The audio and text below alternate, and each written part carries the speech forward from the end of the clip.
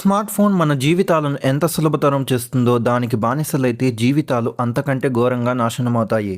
కర్ణాటకలో జరిగిన ఒక అత్యంత విషాదకరమైన ఘటనే దీనికి ఉదాహరణ. కేవలం ఫోన్ పక్కన పెట్టి చదువుకోమన్నందుకు ఒక యువకుడు తన కుటుంబంపైనే దాడికి తెగబడ్డాడు.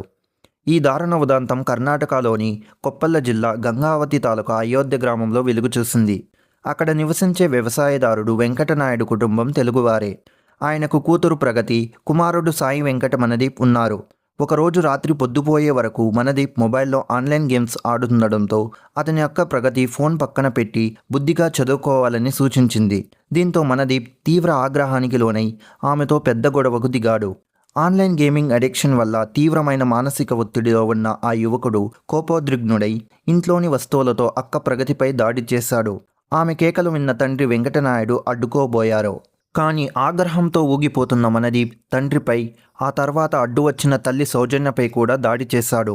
అనంతరం ఆ యువకుడు కూడా గాయపడ్డాడు.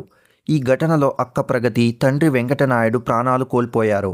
ప్రస్తుతం తల్లి ఆసుపత్రిలో ఉన్నారు.